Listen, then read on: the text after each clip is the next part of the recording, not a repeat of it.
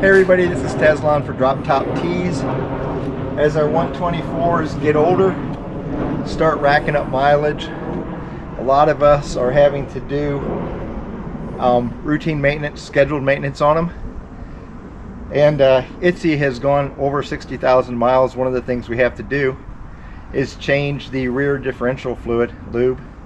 And so I thought we'd make a video and show you how to do this. I don't think there's another complete video on the subject on the internet right now. So it seemed like a good video to do. Tim is home on leave in the Air Force, moving from Dyess Air Force Base to what, about 10 days? Yeah. He's going to be headed over to Yokota, Japan. He works on C-130s in the Air Force. So he has gone from working on 124s to working on things that are a little bit smaller, but they fly, C-130s. Smaller. And he's going to be turning the wrenches today. I'm going to be filming.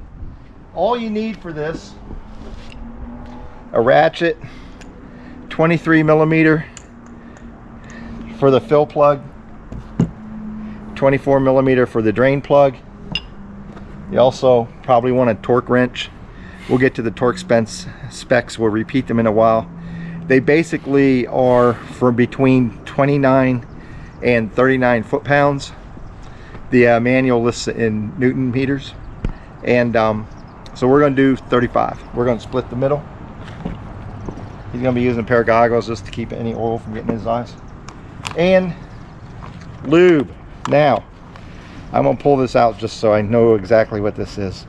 When you look at the manual, Fiat says they only give you one fluid. They don't give you a real spec. They say you have to use Mopar long life hypoid gear oil, and if you have an Abarth with the limited slip, you have to use a limited slip additive. It's really 75W90.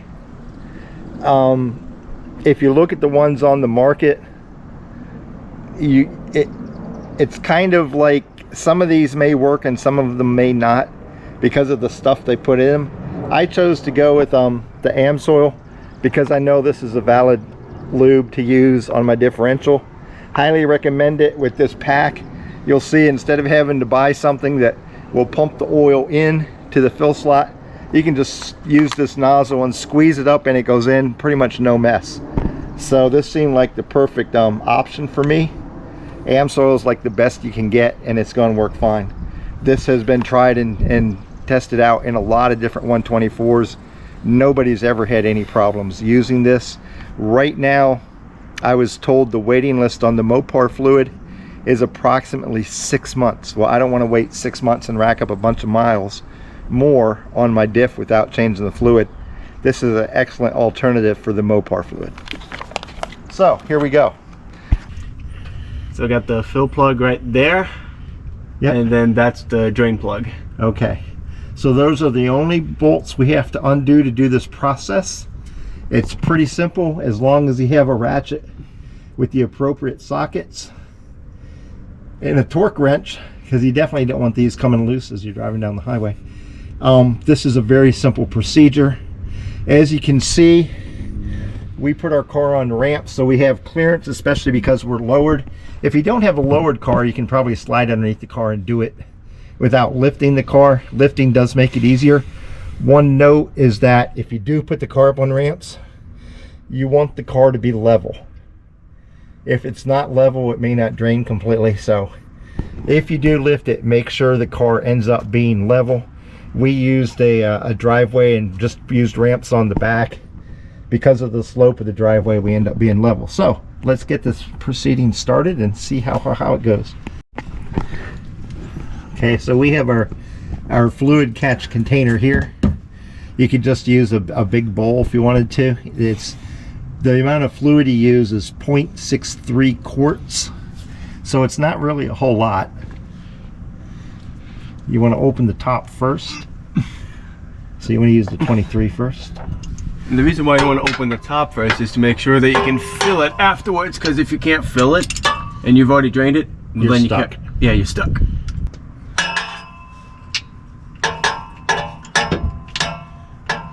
Okay, ready? Yeah. Got it? Yep. So as you notice, that did take a little effort to get it to break free, but now it should just come out pretty easy. Leverage.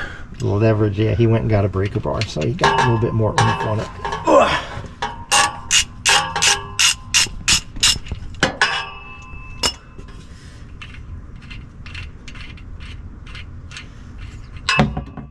Aha.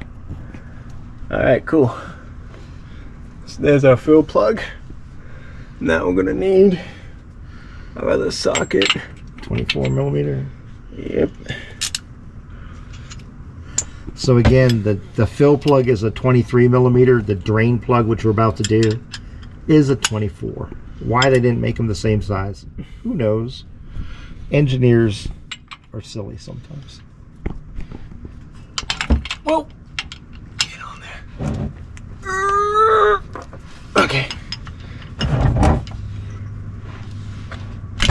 Got it.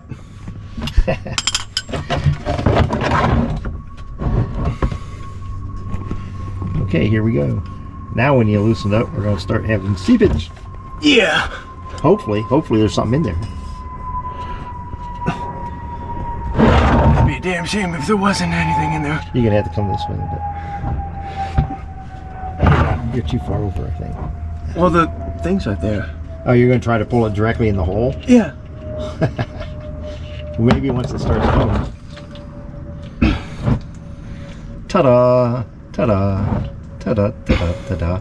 And you can see that's taken on a little bit darker than amber color.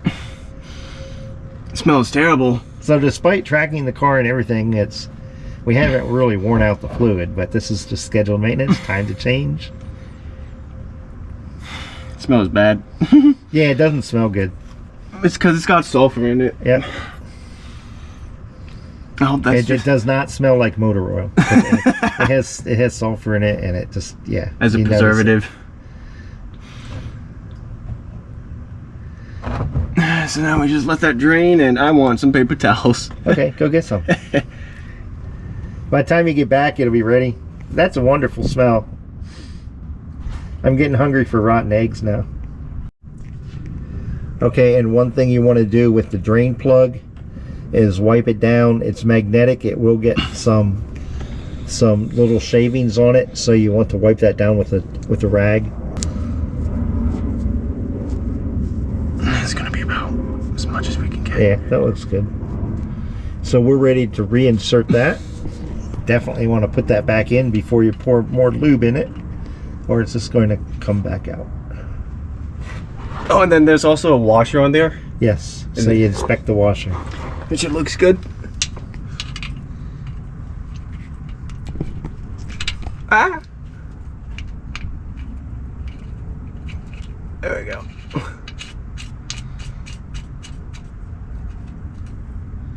That's tight. Now we gotta get it torqued at 35 foot-pounds. Which again, the range, the manual gives it to you in Newton meters. I forget what those numbers are, but the range ends up converting to 29 foot-pounds to 39 foot-pounds. Ooh, that's hot. So we're going to go 35. Probably.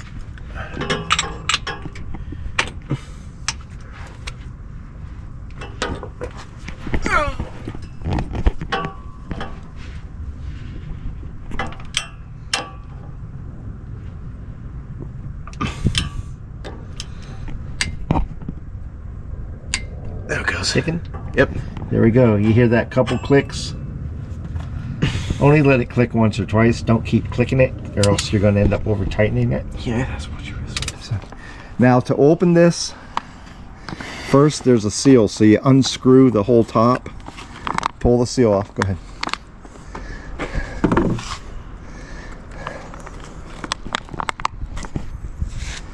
Ta-da. We're going to screw the top back on. But if you notice, there's no opening. You cross-threaded it. I did? Yeah. I don't think so. No, it just doesn't go on very This far. little plastic top just... Here, you pull it off so I can camera. It just pulls off. Okay? And then you take and cut it right at that line. So you have an opening to pour from. Up above. Yeah, right up by the line. It's gonna fly.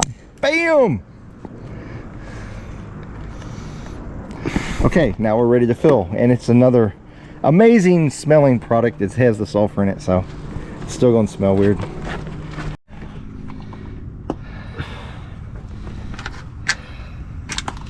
So you just poke the nozzle in, make sure it's all the way in, and then squeeze. Once you have it fully inserted, if any drips out, obviously you're doing it wrong. And you're going to fill until you may want to put that catch over here. Right. Because as you reach the limit, it'll drip down a little bit. This is simple procedure. You just fill it until it starts coming out the bottom of the drain plug. Oh, like that? Well, it should take 0.63 liters or quarts, so probably more than that.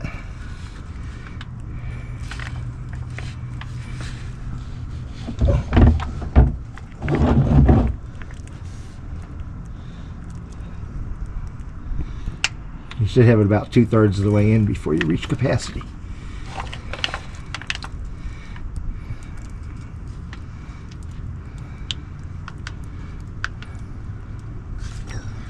You should be getting close. Perhaps.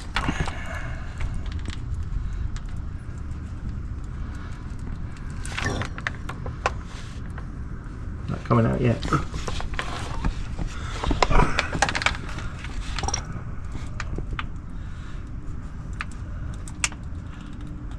Oh, there we go. There we go. See how it's dripping out now? That tells you that you have enough in it. So you let it come out until it's just a drip, and then you plug it up and you're done. Yeah, just move it to the side. So while that's dripping, you want to inspect the washer here on the fill plug and make sure it's good, which this one is. Yep.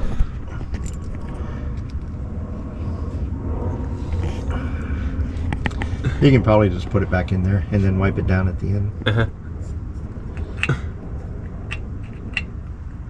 If it's a little bit over, then it's not that bad. There we go. There you go. I'm getting it now.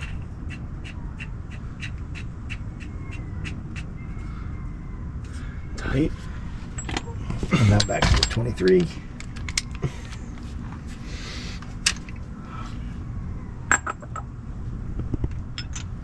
I don't know if that cat's cheering us or what. Who knows? And this has the same torque spec.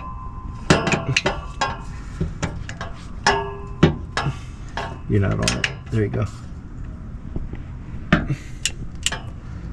Smile for the camera too.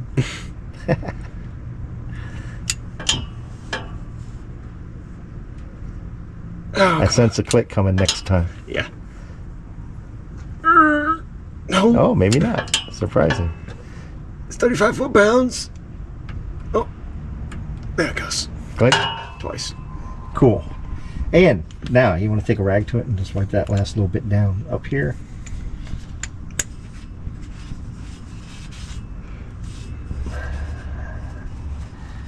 And there you have it. Okay, so that's all there is to it. It actually takes longer to set the car up and get your tools than it does to drain and refill the fluid.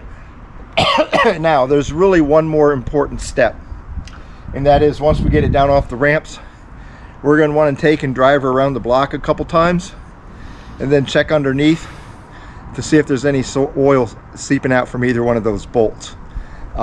Important step, don't overlook it, because that one time you didn't tighten your bolts correctly, you're gonna end up going on a 500-mile trip and find out a ways down the road that you suddenly burned out your differential. So never forget that last step. Drive it around a little bit, check your bolts, see if there's any oil seeping out. If there is, retighten them or reseat them or whatever you have to do. So if you like the video, thumbs up. Don't forget to hit subscribe, and we'll see you again next time.